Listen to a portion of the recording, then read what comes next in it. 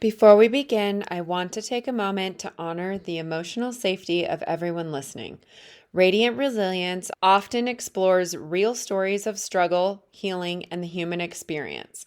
Because of that, episodes may include sensitive or triggering topics.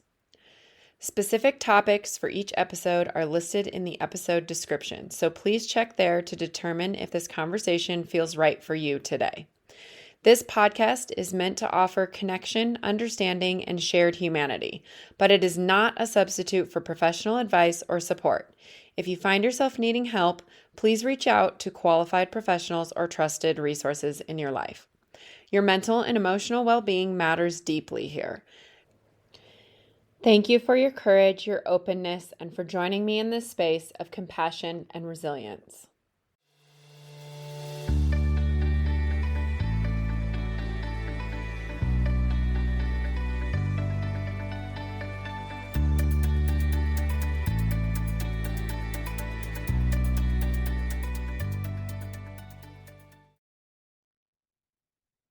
Welcome back, everyone, to Radiant Resilience. I'm so excited for this conversation today, which I'm realizing I say on every episode now, so I apologize. I'm just excited for every conversation. But I have with me a friend from middle school or high school. How far back do we go, Shay? I think probably middle school was probably the first. So we go back far Yeah.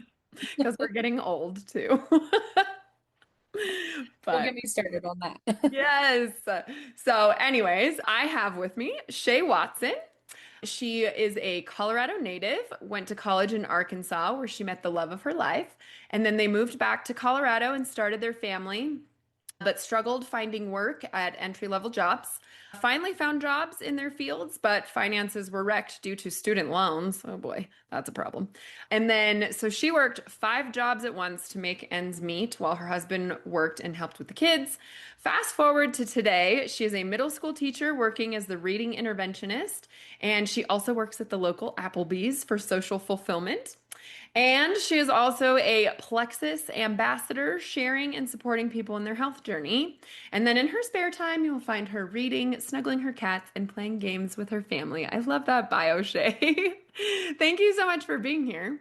Yeah, thank you so much for having me. It's Yeah, awesome. I'm so excited. So Shay and I have been on Facebook friends for a very long time. It's been a while since we talked or hung out, but she just did a post recently that really caught my attention about her health journey. And so I asked her to come on and share it with everybody. So I'm going to let you start wherever you want to start, Shay. I don't know where the beginning is. A lot of this I will be hearing for the first time too. So yeah, go I'm ahead. excited. It's been a journey. It's been a long time coming, but I'm gonna back all the way till I was 11 years old. I got my first migraine as an Mm. 11-year-old. We had gone up and gone tubing for the day up in Fraser, and it was like the best day ever. And first ever migraine and it like ruined everything.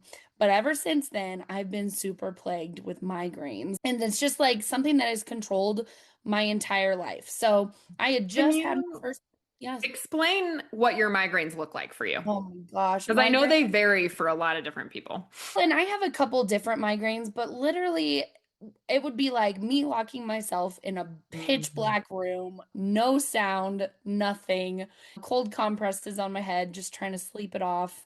They literally were ruining my life. But I just had them so long. It was just one of those things you just like, oh, this is my life. I have migraines. And you learn to live through the struggle and the hard things. And so I was just living my life with migraines. And I didn't realize that's just not normal. So that's where this all started. But I had just had my first baby and he was maybe 6 months old and I had a migraine for 14 days straight and My I was God. not okay. I was Do not okay. you, maybe we're going to get to this at some point, so maybe I'm jumping the gun with this question, but like, are mine are hormone related? So were yours hormone triggered? Did you figure that I, out? oh my gosh, I have so many triggers. So I've worked with a lot of neurologists over the years and we've tracked them and done all those things. And I found that I have a million different triggers and any given day it could be something else. I don't know. It's just really hard when there's so many factors. You know what I'm Mhm. saying? Like you can't just not have migraines. And sometimes I just get stuck in a migraine and I can't get out. Oh my Like, gosh. So what you does a know, 14-day one look yeah, like? it was bad. And I had a newborn, so I'm trying to survive and be You a can't mom. lock yourself in a dark room for No, 14 no, days. nope. And it was just like the worst thing ever. And I finally said, enough is enough. I can't do this anymore. I can't live like this. And it was just almost, I don't know, I would say it was the higher being helping me out. But I just happened to be scrolling on Facebook, and one of my friends said, "Oh my gosh, I have cured my migraines." And I was like, what the heck? Sign me up. I don't care what it is. I turned to my husband and was like, I don't know what this is, but I'm getting it. And he was like, okay. And I was like, okay. That kind of started my whole journey in the health and wellness industry just because I was desperate. I was Mhm. not okay. I was miserable. So, also, I had just had a baby. I had gained quite a bit of weight, all the things Mhm. that come with being a new mom and all the things. But so I just jumped into this health and wellness business, not knowing what I was doing. And oh my gosh, Tawny, it changed my life. Like it How long changed. ago was this? That was, oh my gosh, it was almost 13 years Oh, ago. wow. Yeah. Yeah, I started my Plexus stuff and I really focused on my gut health. I got so invested in this that I went and got my holistic health license because I really Oh, just wanted wow. to help people like figure out holistically a way to fix their problems. Because Mhm. truly, I hope this is okay for me to say here, but I feel like Western medicine is just a Band-Aid. We're putting Well, Band-Aids on all the things. So unfortunately, the healthcare workers in this country right now are overworked. And so they don't. It's, oh, what's your problem? Okay, great. Here's the solution. Here's a pill. Oh, okay. Here's a medication. Here's a surgery. And it's amazing to me too, like how much I feel like I feel like in my brain, our healthcare has advanced a lot, right? But then when you do get something serious or whatever, like I had a cousin whose husband went through cancer and you just think we have the technology to cure it. And then she's like, when you start doing it, you're like a science experiment. It's let's try this and see if it works. And then we'll try that if that doesn't work and that might work. And I felt that way through my infertility journey too. It was like, and when I was younger, I had horrendous periods that were super painful. yep. And the solution to that was try this birth control. That was it. Nobody ever looked into what was wrong with me or Yeah. what could be wrong with me. And that might have saved me a lot of heartache later down the road, but that's what happened. That's where I was at. I was at the point, I was 15 years with these terrible migraines and all sorts of other things, and nobody could tell me what was wrong with me. Mm, I was just sick of it. I was tired of it. Long story short, I lost like 80 pounds.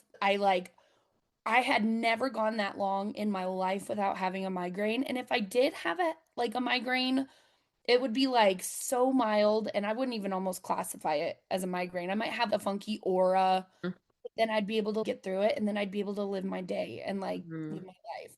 And so I saw life changing for me. And so I just wanted to tell everybody. I was telling everybody about all that. And then COVID hit. which COVID ruined went. everyone's lives. Yes, it just changed everything. And I'm so socially motivated. I'm probably the most socially motivated person I've ever met. And so that hit me so hard. And I just, everything I had worked toward, my mental health just plummeted and I stopped taking care of myself. And I knew what I needed to do. Of course. But it's It's hard weird. to take the steps to do it. Yeah. At this point, I had my daughter, so I had two kids running around, and it's just, I was smiling and trying to be happy, but inside it was horrible. And I realized about mid-year last year, I was like, oh my gosh, it's been 5 years. It's time for me to get my life back in Mhm. order. I'm like, I know exactly what I need to do. Why am I not doing this? So I find myself, and I feel like many other people, I self-sabotaged myself. Mm. I did everything that I knew I shouldn't do, and I got right back to where I was. And it was July in 2025. I had a migraine for 10 days straight, and I was like, Oh, what am I doing? no. You're like, I can't. Why did I send myself back to this place? Yes. But it was like Mhm. my wake up call. And I hate that as a mom, as an educator, as a human being, it's oh my gosh, I always put myself last. When am I going to Yeah. start putting myself first? A lot of women do that in general, though. Yeah. I think when I talk to my friends and my neighbors and my coworkers, we all do it. Yeah. Yeah. I It think kind we're also just socially taught that, right? Like, especially as moms, we're taught like you can't be selfish about anything, or I even had, I don't, anybody who's listened to any of my podcast episodes with Carrie is one of my like childless, not by choice friends. And she's had people tell her she's selfish. And she's like, I don't even have kids. I can do whatever the fuck I want. Who cares? Why do of, you care if I'm being selfish or not? So I think that like socially we're taught as women to focus on everybody else for whatever yeah, reason. I guess we could go into the patriarch or something like that. But that's what we've been conditioned to think for a long time. literally. Yeah. Absolutely. And it's just like, when is enough? For me, it's when I get stuck in a 10-day migraine. I'm like, okay, here's my wake Mhm. up call. It's time for me to figure out my life again. So did you end up following all the same steps you'd done before, or was there I anything did. different? The great thing is, science is amazing, and a lot of things have changed since I Mhm. started my journey. So I jumped back in and added some new things, and I'm thrilled to say that I have my life back. Like, thank goodness. But it's just like, why do we do that to ourselves? Why do we get to the point that we just, I don't It's so know. easy because I think it's easy to look at friends and family and people outside that you're like, why don't they do this? Or why don't they fix it like this? Like, we can all see from the outside looking in how everyone can fix their problems, but it's so easy to just push ourselves aside, I think, and not do take care of ourselves. So Yep. I don't know why we do that. I don't know I why don't. because I would never treat a friend that way, Nope. but I treat myself that way. Absolutely. And I'm the person like nobody knows I'm struggling because I'm smiling and Mm. I'm like out there but it's like that internal battle that you're just fighting on your own and I don't know. It's just been crazy. So I'm happy that I've figured that out. Now I just wish I could know how to break that cycle again, right? Mm. Self-sabotage. And every time catch myself and I'm like, "Oh no, this is not how this is going to go. We're not going to do this." I need someone to tell me how to break that Mm. challenge because it's hard. It's Yeah. really hard.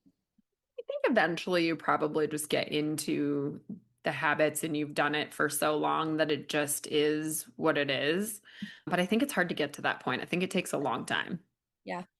And a lot of self-reflection. Like you just can't be Mm. like, "Oh, I'm fine." It's like, why did I do that to myself? Mm. See, Why did I not do what I I'm very much a why person because I feel like I love to use the analogy of a car. If you don't know why it's broken, you can't fix it. Find the problem and then you can make a solution for it. And then that consequently makes me go down the psychology rabbit hole. yeah. A lot of self-help books along the way, Yes. and yeah, I'm someone I'll go find like some motivational something on YouTube even just be like I need someone that's not me to tell me what to do. I don't Yeah. know. Yeah. Yeah, so So, that's my story of what has happened over the years. And I'm excited to share with you just because all this time struggling silently, right? I feel mhm. like so many people, like you said, women, but I think even men do it. And I just think we all just get so caught up on everything else that we don't look inward and we don't take care of ourselves. And we live such busy lives. Everything's just busy go. And I find it very easy to ignore my problems. And I guess ignore is the best way to describe it. Yeah. When I'm home and I'm working and I'm doing my everyday things and I'm in my routine and whatever. And then it's so easy to just ignore the little problems on the side until they may rear their ugly heads at some point, which they Yeah. always do. You're No, just kicking the can down the road. I always think of our childhoods and I'm always like, man, was it like this? I don't think so. I think we just had more time and obviously Mm. we were children. But looking back at like my parents when they were my age, life was different. Didn't So have the internet or social media or anything like that. Heck, I've been trying to find a stationary bike on Facebook Marketplace lately. If anybody's listening and has one for sale, I'm looking. But I find myself, I will fall down the freaking marketplace rabbit hole for 45 minutes just looking for a freaking bed. Like, so even that, I'm not even scrolling social media. I'm just literally trying to look at what people are selling. And then I've looked at the same listings 45 times. And And also, like, just the whole social part of comparing yourself to others, right? Being on hmm social media, seeing everyone else's successes and all that. We show the good side of life. So it's always like you're comparing yourself, and it's just that, I don't know, it's just different. And that's why I started the podcast because I'm like, I want to talk about the nitty gritty. I want to talk about the shit. Like, I want, Yeah, because I don't believe any of us are coming out of this life unscathed. no, I So. agree.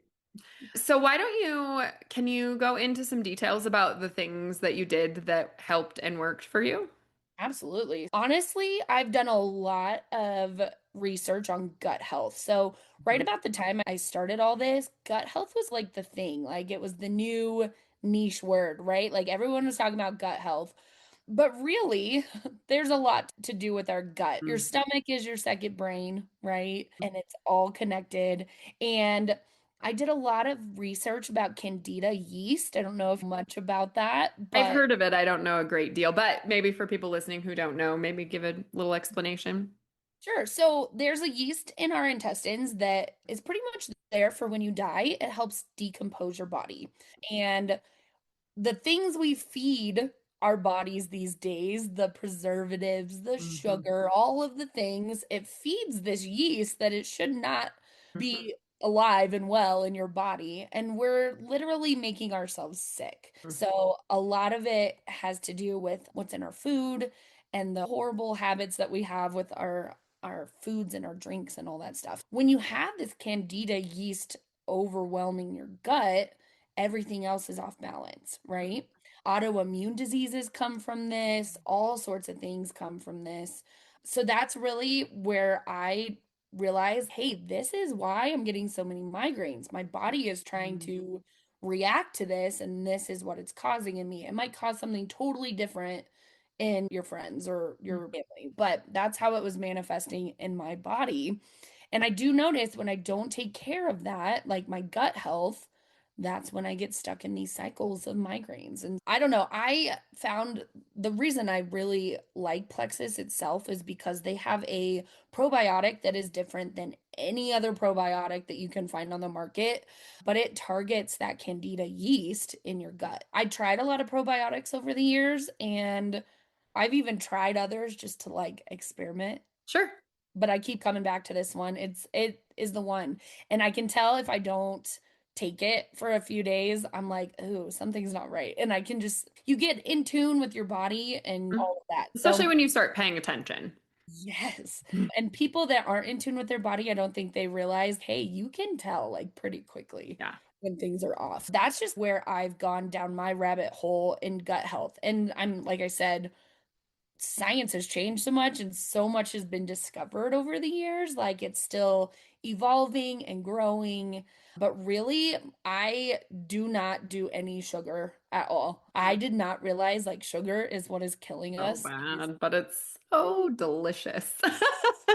I can say no to sugar, but I cannot say no to like a greasy piece of pizza.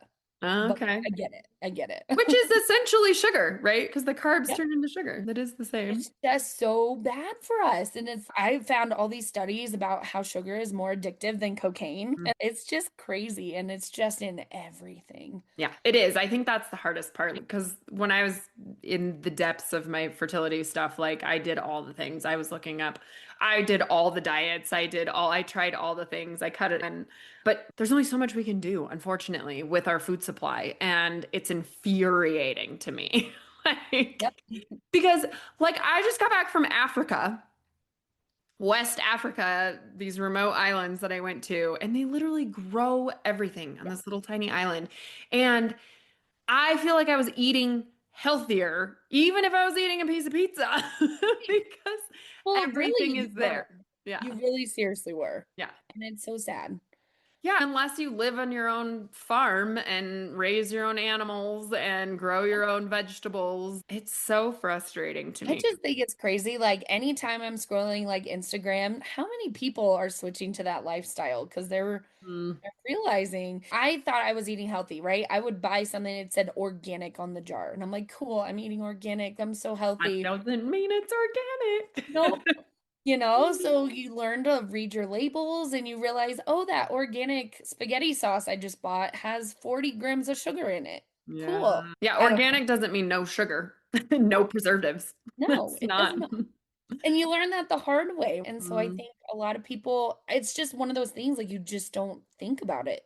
Our food yeah. has changed Yeah. since, And we have to mass produce like crazy. I will say that the countries that I've been to where I feel like I was eating better, they're smaller. So they don't have to, we're so big and our population is so big.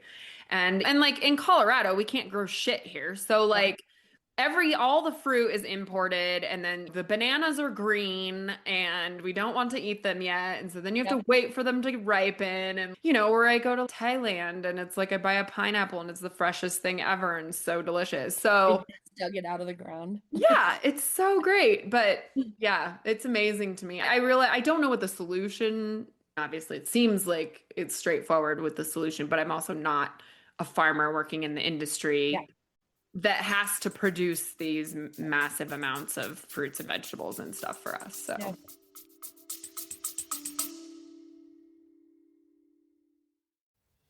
hi, friend, and welcome to this episode of Radiant Resilience. We are always looking for new guests on the podcast. I want to highlight you if you have a story of resilience that inspires others. Everyone has a story, and I believe that sharing yours can help others feel less alone. Are you ready to share your journey and inspire others? I want to hear from you. Every story has the power to impact lives and foster a supportive community. If you have a tale of overcoming adversity, personal growth, or a unique perspective on life's challenges, I would love to have you as a guest on the podcast.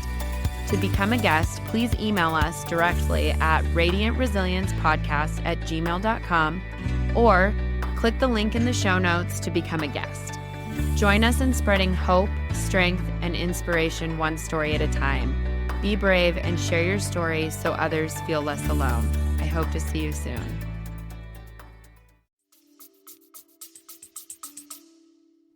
I don't know. I'm seeing some good changes in our world. Like just flipping the food pyramid was like Hmm. I had like my own mini celebration in my house. Yes, we needed to flip that over a long time ago. And so Yeah. I'm hoping that we're on the right track. I think people are more awake and more like aware Yeah. now. Yeah, I do feel like our parents' generation, that was all the like fat-free stuff, right? And they were making it fat-free, but then they were putting a whole bunch of shit in it that to make it fat-free. It's just like the fake sugars and things like that that then they're causing cancers and things like that. I do feel like our generation is starting to definitely change away from all the fake stuff at least. Yeah.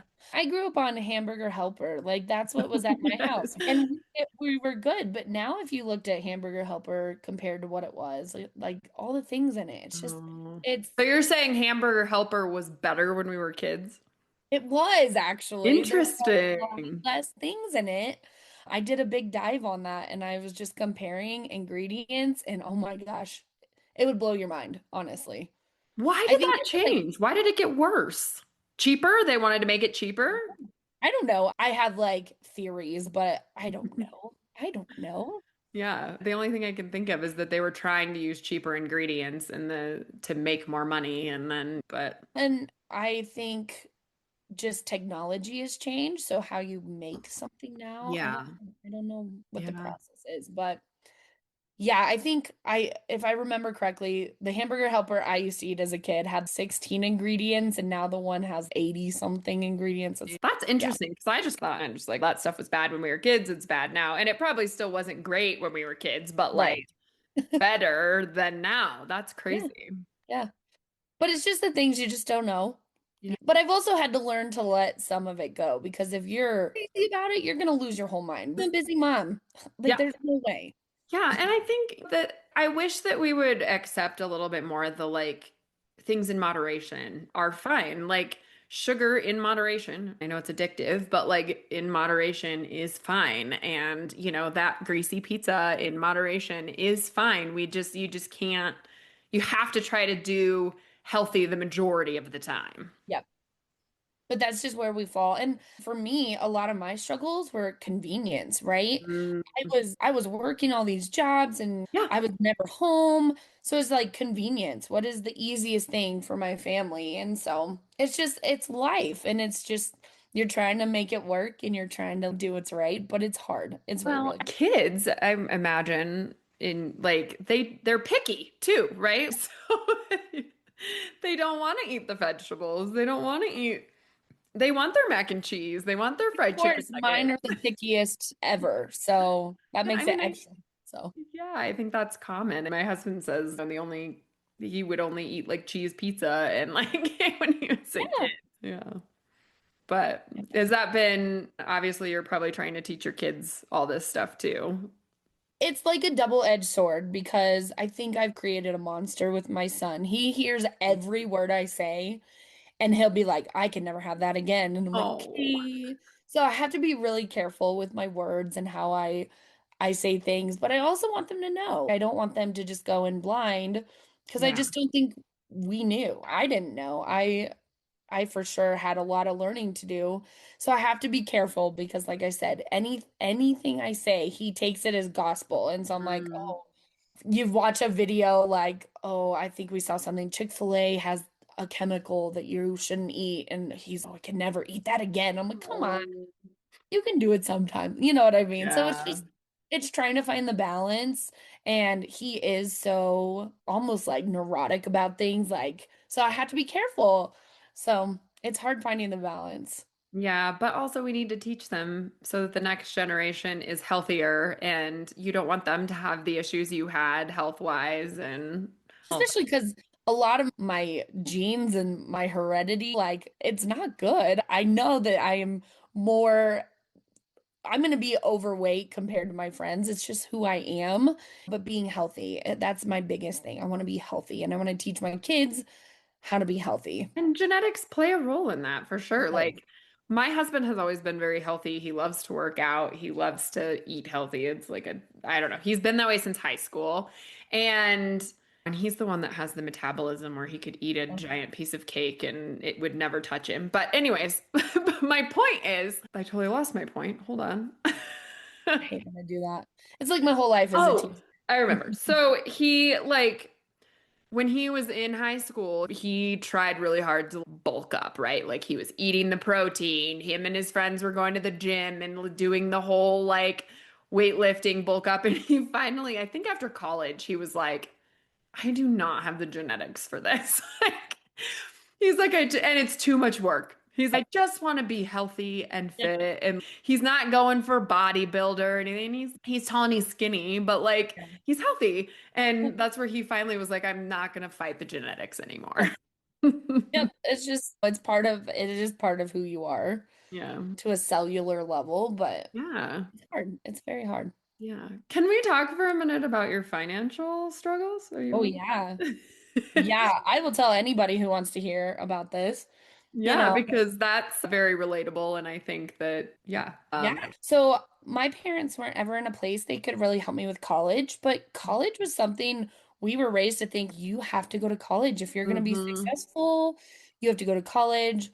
So the only way for me to really do that was to do it through student loans. And Like a lot of people, especially because education in this country is so expensive. And of course, on top of everything, I ended up going to a private Christian college in Arkansas, so it was just more expensive than ever. And then on top of it all, I go into education where it's known that we don't make the most money. So Yeah. it was just like a double whammy, but I graduated college with $127,000 in debt. Uh-huh. And then I Wow. got hired at my first teaching job for $32,000. There was a big hole there. Yeah. My pay scale versus my debt ratio was outrageous. Thank goodness my husband did not have student loans because I think all the time, if we both had that situation, like, what would we have done? There was no way. Yeah, we've got a couple of friends from high school that went to University of Oklahoma, so out of state, and yeah, we talk to them all the time. They make really good money now, but they're like, we just pay what we're supposed to on the student loans, and eventually they'll be paid off. But I was not okay with that. yeah, I wanted to have a family, but I knew that if we were in that financial situation, it would never be responsible for us to have children. That was just, no, I'm a super planner, if you can't tell. I plan everything. So I had worked at Applebee's through college when I was home. And so I went back to Applebee's. I was working full-time bartending, full-time teaching. But honestly, like my student loan payment I needed to pay every month was more than I was making on my paycheck. So it was just kind of, I got to and do what I that's got to nothing do. else. That's not paying for any food, Yeah. rent. And then my husband couldn't find a job in entry level. It was like this really weird time in the world where we all were graduating college, but then we couldn't find a That was job in our like field. It was that was terrible. like 2009, 2010, right? 2010, yes. Yeah. Yeah, because Colin graduated in 2009, and I remember like we just went and traveled and worked. I was doing hair, but he was working his parents' restaurant, like very casually. And he knew so many of his friends that graduated with degrees that could not find jobs. Like one of our friends, I think he did like more than 50 interviews, and they were all over the country. He was flying to interviews, like. And we were just like, okay, I guess this is the time we travel because nobody's getting jobs. No, nobody. My husband was mowing lawns for my mom runs a landscaping company, and my husband was literally mowing lawns for her. I Wow. was working at Applebee's and substitute teaching, trying to get my foot in a door somewhere. I was having tons of interviews, but they always took the veteran teacher over the brand new teacher. And my Mm, husband was looking for an accounting job, but they didn't want entry level people. So it was so bad. It was so bad. So it's just like you're starting your life together. We got married right out of college and then you have nothing. Thank mm, goodness for our parents who were super supportive. And we lived with my parents for a while. We lived in their basement just trying to make ends meet. And yeah. it was just crazy. I shouldn't say thank goodness to this, but we finally got our feet on the ground and the recession happened and we ended up getting a house, which is the only way we would have gotten a house in those days. Got a good deal. Got a great deal and it was literally like the saving grace for us. They had a bunch of first Uh, time home buyer deals out there, so we got into a house which was great so we could start our family. But man, I worked a lot. I worked 5 jobs nonstop. It was That's never. just, was it like 7 days a week, just morning to Oh night? yeah. I think I was sleeping like 3 or 4 hours a night. It was Mm. crazy. And I was just So, working all the time. were you just trying to put as much of your money towards the student loans as possible? Yeah, I didn't want that over our heads. So Mm. every single penny, extra penny we had went to that. And I got them paid off because I was not about to have those just over my head. So Yeah. yeah. Can I ask, are you guys good with debt now? It seems like if you can, I think if you're somebody that can climb out of that hole, you're usually pretty responsible after that. I don't know. I think Applebee's ruined me with my financial brain because it's, oh, I can buy that because that's just one shift at Applebee's. Oh. And so probably not the healthiest thing, but I finally last year I went back and I got my master's because the way that they pay teachers, you make more Yeah. money if you have higher education. And it finally was worth my while to go get my master's. So guess what? I have student loans Um, again, but yeah. it's a lot smaller than it was to begin with. So it's And manageable. you've done it. So again, like your health stuff, like you know how to do it. You just need to buckle down and do what you need to do because you know Yeah. how. Well, and I would say because of my health and wellness company, that's really what got us out of the hole because I think people are desperate for help. And I think the health and wellness world is so noisy, Mhm. especially now. Like there's a million things, and Oh, it's hard to weed out what's real and what's not, and what's fake and what's good and what's bad. And I think people are desperate for that. So that really did help us because obviously I was helping people with their health and wellness journey, but it did help me financially because I would say that was a big part of that for us. Yeah. Yeah. So Well, it saved our lives in many ways. yeah, Yeah. that's good. Yeah. I was just talking with a group of hairstylists the other day about the noise about hair loss right now on social media. And like, one of my friends, everyone thinks they have hair loss right now, and most people don't, but they think they do. I am seeing more of it now than I've seen in my 20 years of doing hair, but especially with GLP-1s, especially with perimenopause, there's a lot of contributing to that, but there have been, I'm seeing it. Like I have clients that are like, my hair's falling out, and I'm like, but you still have a full head of hair. Yeah. Oh. Yeah. So but when you go through the social media and then once you click on something or stall on something, then you get more of that thing. And It it's is just an hard to endless cycle. know. It's hard to know what's accurate and what's not, and what's real and what's not. And unless you take the time to do the research, then you'll And never that's know. exhausting too, Yeah. right? Because you're just never sure what's true and what's not. I'm in the health and wellness industry and I still find those clickbait things all the Mhm. time. And I'm like, Yeah. oh, I want to see what this is. And I think they're really good at a lot of noise and a lot of Yeah. people look at it and they don't know. So they No. try things. And I don't know, it's just a really hard time. I think the health and wellness noise right now is the noisiest I've ever Yeah. felt.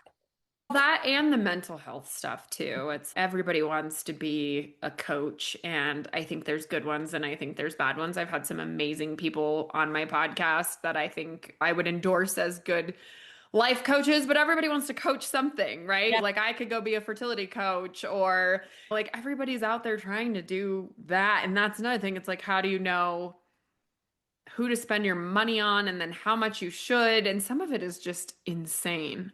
it is. It is, but we fall for it. And I think maybe it's an American thing, but just a people thing. We're looking for an easy fix too. Yeah. Even Yeah. when I was at my worst, I'm like, how can I do this fast? Maybe not the healthiest. And then I was like, no, that's not how Mhm. that should be. But even me, I'm knowledgeable and I still am constantly like, oh, maybe that would be faster. I don't Yeah, know. sure. It makes sense if you can get there faster, why and more efficiently, then but you skip a few steps in between. And then you read the side effects and you're like, maybe not. Maybe I shouldn't do this. I don't know. I know. I wish we would stop doing pharmaceutical commercials. I think those are bullshit. I And think they brainwash people. speaking of like side effects, do Yeah. you listen to those? Like Scary. It's literally terrifying. I think I'd rather have that problem than what could potentially happen. why would I ever sign up for this? Like any of them. They all have a list of side effects that's 10 million miles long and Or you're the like last one says, and possible death. Okay. my Like, favorite one is where, and they say it on every commercial, right? It's don't take if you're allergic to. I'm like, how would you know that unless you took it? I don't know. But they have to cover their asses, right? So that's why they have to list all of that stuff. But I'm like, don't take if you're allergic to, duh. Hope not. But also, how would you know? I guess you could talk to your doc, but that's it. They need to market them to the doctors. The doctors need to be the ones prescribing them to me. I should not be going into my doctor and being like, I want to try that. Tell me about it. Yeah. Literally. I don't I think know. people do it though. I really Oh, do. yeah, they must because obviously those pharmaceutical companies are making shit tons of money, but like they're dumping a lot of money into doing those commercials to us and branding and all the things. So it's, of course, people are like, oh, that will fix my migraines. I'm going to go ask my Yep. doctor if I can do that shot or that pill and I know that those things have been amazing solutions for people. I get that. And that's fine. But I just think the doctors should be talking about that. I think the Yep. companies should be selling to the doctors, just like people sell me shampoo lines. Like, I'm the professional, I am the hairdresser. Yeah. I will prescribe the right things for you to use based on your hair type and my experience with your hair. It should be the same for doctors. Yeah. I agree. You But know, I don't know. It's just a wacky world. And I don't know. I guess my philosophy is Maybe my answer isn't for everybody, but I just want to help people find their Mm, health in a positive way. yeah. That holistic piece is really important to me. Yeah. Did you ever work with a holistic doctor?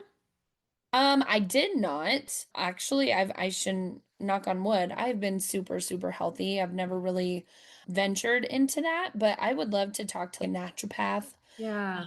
and people like that. I just think there's so much knowledge and there's so much things that have worked over the years and the decades and the centuries, and I think we need to go back to some of that stuff. I think there is a place for Western medicine for sure. Absolutely. Yeah, we definitely need bits of Yeah. it for sure because people were dying of typhoid back then or whatever, like the measles, whatever. But also, we should find a better balance here between the natural and. Well, and it just goes back to what you said earlier. Like the health industry right now, they are so busy. There's so much going on. It's a noisy world. And same as you, nobody could ever tell me why I was getting migraines or fix them. Yeah. I tried every prescription migraine medicine that you can imagine, like any of them, just hoping and praying that would be the one. And you're They just, willing to put up with the side effects if it works, yeah, right? yeah, like literally, I would totally, but it just, none of them ever worked. And Mhm. that got really frustrating because I'm like, this is a medicine that's for a migraine and it doesn't help me. Like, why? Yeah. So I think there's got to be other options for people too. Yeah. Yeah, it's just also hard because it's so expensive, right? So naturopaths are not covered by health insurance. And so then that makes them not even like accessible for a lot of people. Yep. I think that's one of the hardest things. I think more people would be open to it and willing, but they're just not easy to get to. Yeah. Yeah, and it's all expensive. I know. So Life is expensive. I know that. yeah. So you mentioned earlier some self-help books. Do you have some favorites that you want to share? Yeah, I have so many I've read over the years, so many. But actually, right now, I'm reading a bunch of books about finances Oh, because I don't think we teach our kids and our people to be good with finances. And I'm realizing, like, I'm married to an accountant and I still don't know anything. And so it's like, I feel like I just need to learn more. So that's the realm I'm in right now. which ones are Read- you reading? I'm reading this one called The Financial Feminist. I have that on my list to read. I You want to read should it so you bad. should read it because I'm like, we are so blessed. We make so much money and we're broke every month. And I'm tired of that. That's my 2026 goal for our family is to get back on track and like be able to enjoy our life instead of live paycheck to paycheck. There's no reason we should be in that situation. No. Yeah. But I think also we have to talk about like societal pressures too, especially just coming back from Africa. I've had a few conversations with clients where like we're just our society is like bigger, better, more, Yep. fancier. Yep. And when I go on my trips, it humbles me and I come back and I'm like grateful for everything I have. And then I fall into the whole thing. This stationary bike thing I'm trying to do right now is the perfect example because I'm like, oh, there's a Peloton for $400 on Marketplace. That's a really good deal. When really I could just get a basic stationary bike for like $100. But I'm Right. like, oh, but I could have a Peloton. You would like this book. I know you would. It talks a lot about even like the social pressures of being a woman in society Mm, and just like that we are pushed to wear makeup and all the yeah. things, but then given a hard time for spending our money on makeup and all the things. And I don't know. It's opened my eyes. I'm like, oh my gosh. I've heard her on a couple other podcasts, and I think I even have the audiobook and the Kindle book. Yeah, I you might need to have do it. both. I You need know. to.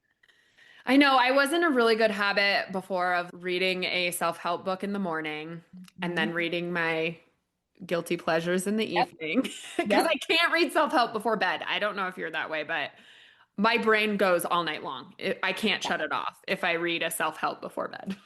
Yeah. I like to go to bed reading what I like to read. So I do read my little cozy whatever, but I don't know. I feel like I'll read a self-help. I'm not someone who can read like a billion multiple books at once. I can't do that. So I'll like blast through a self-help so I can reward myself with my fantasy book that I like or something. But Yeah. Yeah. So do you have any other self-help ones that have stuck in your mind that have helped you? I'm trying to think of the one I just read. It's about atomic habits. That's the one I just read. Oh, that's on my list too. That's pretty good. It's pretty good. I don't think it was as life altering as I was hoping it would be, but Uh, I do want to keep revisiting that one. But I read this book a few years ago that I just loved, and I think about it all the time, and I go back and reread it every once in a while. But it's called, I hope I don't say this wrong. It's something like Girl Wash Your Face. oh, I think I've Have you heard of heard that, that? but But yeah, no, I just things like that where I can take the message given and I can change it to my narrative. I yeah. love self-help like that. Yeah, I found that memoirs were also very helpful. Like, I just obviously, I love hearing other people's stories. Like between my podcast and my and doing hair, like I hear people's life stories all day, every day, and I just think people are so fascinating. I probably should have been a psychiatrist or a psychologist or something It's instead. kind of hard though, in a way. Yes, this is true. People come and it's amazing the things they tell me in one visit. But yeah, I just think people are fascinating and I feel I end up taking bits and pieces as they talk about their life and their struggles and what they did and things like that too. I love those too. There's some really good ones out there that I think were not meant to be that way, but I saw them as Mm. self-help, right? Yeah. Yeah, and so it was funny because like I started reading self-help and one of the first ones I read was Untamed. Do you know Yeah, Untamed? yeah. God, I love the Untamed and Glennon Doyle, and it's one of my favorite ones still. And I remember like having a conversation with my dad about how I read self-help, and he's like, "What kind of self-help?" And I was like, "Because Untamed is like her story of her life." So I was like, it's actually more of a memoir than like a self-help. Yeah. But at the time, I didn't connect the two, and I was just like, I don't know, just self-help. Something. There's so many good ones out there, but I think the best part is finding self-help that connects with you. I tend to read a lot of women writing self-help books. There's like the greats like John Maxwell and stuff, but I always find myself going back to the women because I think they get it Mm. on a different level. Well, it's hard to be a woman in this society. It's hard to be a man in some degrees too. Like it's, but those are usually two different sets of problems. So It's just different. yeah, And yeah. I think women have layers that run really deep. And I think we're Mm, really good at covering those layers. And I don't know. I just feel like I don't always read self-help, but when I do, it's life altering, right? yeah, yeah. Oh, this has been really great. I'm so excited to just share my story because I know Yeah. I'm not the only one out there that, No, yeah. no, absolutely not. I think a lot of people are struggling with health related things, and especially the not being heard by doctors and things like that too. I've heard so many of those stories, Yeah. And it's not a quick fix, right? It's getting down to the root cause. which unfortunately I do think probably stems a lot from our food in the end. Yeah. I'm telling you, it's a whole rabbit hole. I could Yeah. take you on a whole journey, but it's just, I just want people to be aware, right? It starts with conversations and sharing what you know. And I think it's important. So thank you. Just opening that conversation. Yeah. And so, do you still do some like health and wellness coaching right now? Yeah, I do. It's definitely not been the forefront of my like focus. When July, when I stepped back and was like, I've got to figure this out, it became all about me, right? I've got to do this for myself before I can do it for anyone else. Mm. And so now I'm back in that realm. I'm like, okay, now that I've figured my life out, I would love to help other people because that's really where my passion is. Like, obviously, a people person. I just want to help others feel better too. Yeah. So, if people are listening and they want to work with you, what is the best way to get a hold of you? I think there's a lot of ways. I'm like on every social media. I'm always out there, but I think one of the best ways is just find me on Facebook. My account is open for anybody, but it's just Shay Watson on Facebook. Nice. Do you have any final parting words for my listeners before we close it out? I'm just gonna say that everybody's journey is different Mm. and yours will never look identical to anyone else's, but you find what motivates you and you don't give in to anything to give that piece away, right? Yeah. You stick to yourself and you are important enough to be selfish about yourself and taking care of yourself. Mm, I love that. I think Yeah. that's It's great. kind of like the flight attendant thing, right? Like you have to put the oxygen mask on yourself before you can help others. And so Yes. it's okay to do that. Yeah. I think that's being said a lot too now. If you work on your mental health, you'll be a better mom to your kids, right? Because you're Yeah. working on yourself. And it's okay. It's okay to work on yourself. It is okay. It's hard, but it is okay. And you need to do it for yourself. Yeah, for sure. Thank you, Shay, for It coming was on so good here. connecting with you again. Yeah, I love it. Yeah. Thank you so much for being here. Thank you for being vulnerable and being very open about your story. I know that's not an easy thing to do, so thank you for doing that. And thank you, everybody, for listening. We'll see you on the next episode. Don't go away. Thank you so much for tuning into today's episode. If you enjoyed our conversation and found value in the stories shared, please consider following us on your preferred podcast platform. Your ratings and reviews make a huge difference. They help us reach more listeners and continue bringing you engaging, insightful content. We appreciate your support and would love to hear your thoughts and feedback. Until next time, keep listening, growing, and sharing.